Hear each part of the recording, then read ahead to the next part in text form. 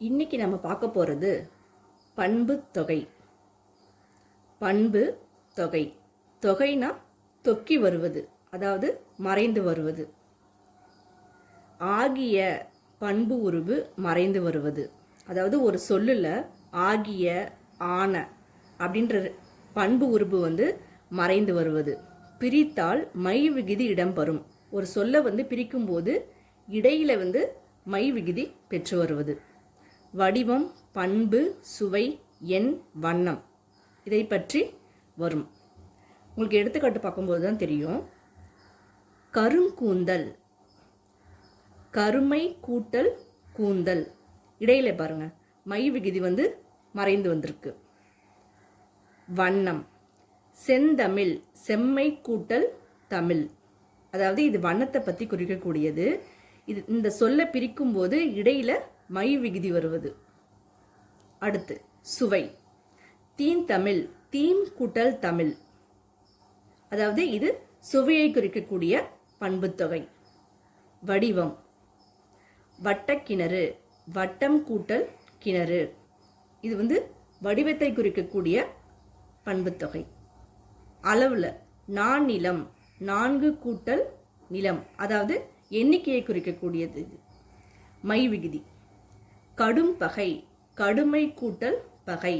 தீநெறி, தீமை கூட்டல் நெறி, அதாவது ஒரு சொல்ல முதல்ல நீங்க பிரிச்சு பாருங்க. இடையில அடுத்து 9ஆம் வகுப்புல இருக்கக்கூடிய பண்பு தொகைகளை பார்க்கலாம். முதல்ல ஒரு சொல் கொடுக்கும்போது அந்த சொல்லை பிரித்து பார்க்க வேண்டும். அதன் பிறகுதான் அது எவ்வகையான இலக்கண குறிப்பு என்பதை அறிந்து கொள்ளலாம். முதல்ல சிற்றில், இதை பிரித்து பாருங்க. சிறுமை கூட்டல் இல், மை விகுதி மறைந்து வந்துள்ளது.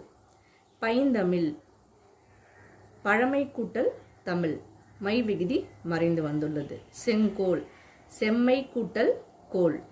கருங்குவளை, கருமை கூட்டல் குவளை.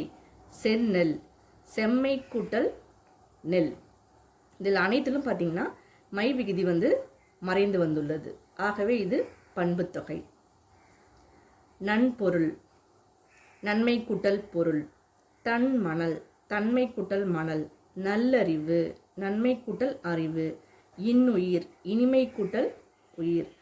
பைங்கிளி, பசுமை கூட்டல் கிளி. முதுவெயில், முதுமை கூட்டல் வெயில். கருமுகில், கருமை கூட்டல் முகில். தன் கடல், தன்மை கூட்டல் கடல். வெண்குடை, வெண்மை கூட்டல் குடை. முன்னீர், மூன்று கூட்டல் நீர், அதாவது எண்ணிக்கையில் வந்துள்ளது. நெடுநிலை, நெடுமை கூட்டல் நிலை, அதாவது ஆகிய, ஆன போன்ற பண்பு உறவுகள் மறைந்து வந்தாலும் நிறம், சுவை, வடிவம், அளவு, பண்பு போன்றவற்றை சார்ந்து வருவதுதான் பண்புத்தொகை. இப்போது உங்களுக்கு பண்புத்தொகை எவ்வாறு கண்டுபிடிப்பது என்பது தெரிந்துவிட்டது. நன்றி.